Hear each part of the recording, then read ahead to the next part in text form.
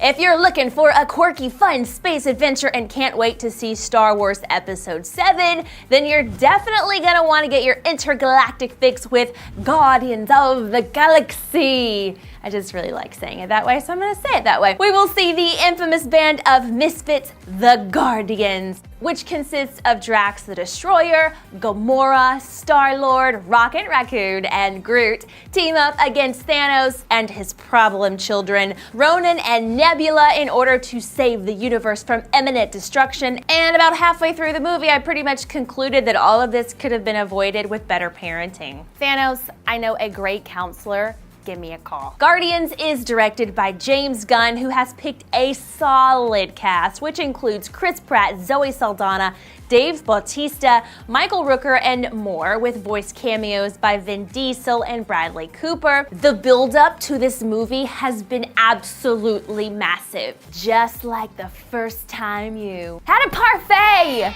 Many of you know that it was hands down my most anticipated film of the year, and it was definitely Marvel's biggest gamble to date, since so few people actually know who the Guardians are. And it was a risky choice, but I think that this is going to pay off in a very big way for the studio. Yes, even bigger than a Kardashian sex tape, and with much better cinematography. If you're a 70s or 80s kid, James Gunn's humor will hit you right in your nostalgic sweet spot. He's constantly throwing in random one-liners and old school references that will have you LOLing all the way down memory lane. Also, the soundtrack. I would highly recommend going out and buying your copy of this bad boy ASAP. Unless you already have these songs on vinyl, then you get some bonus points.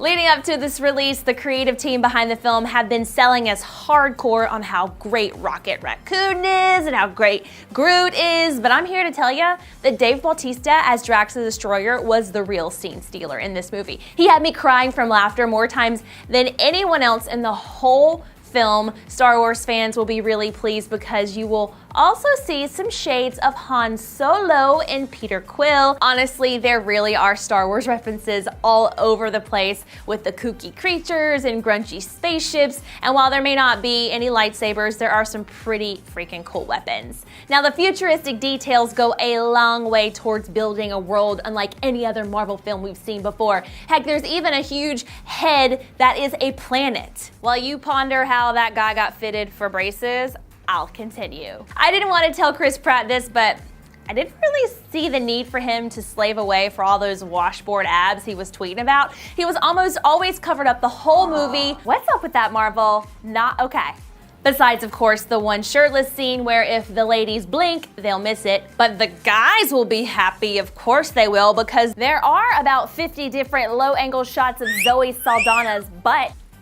The Sodom of Gamora, if you know what I mean. There are a lot of really great performances in this movie that I kind of would have loved to see more of, like Benicio del Toro as the Collector, who was so creepy and the perfect inspiration for your Halloween costume this year. And I really loved Karen Gillan as Nebula, and I thought she was sometimes way more menacing than even Ronan was, who was supposed to be the main villain in this movie, and I wanted to see more screen time for her.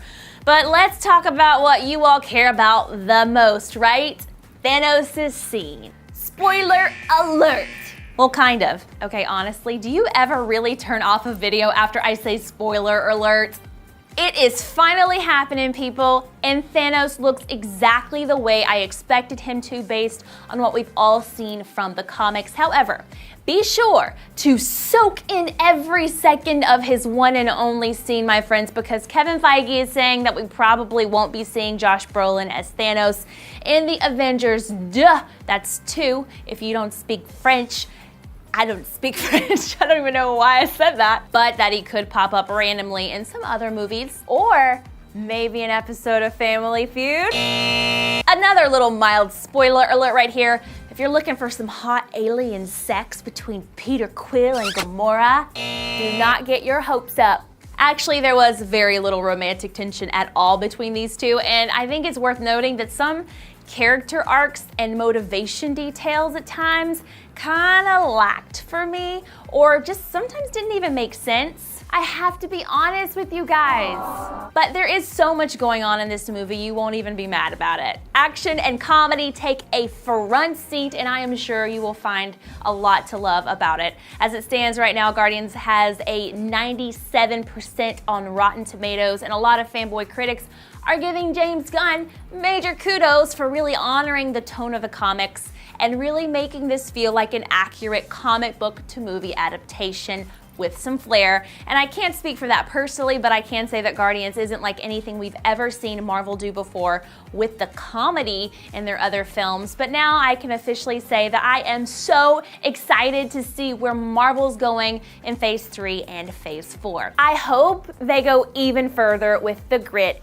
and action. Now there's a little something for everyone in Guardians, and bravo to Marvel for creating a very fun, a very quirky movie that really opens up the cinematic universe for more bizarre and odd characters to come into play.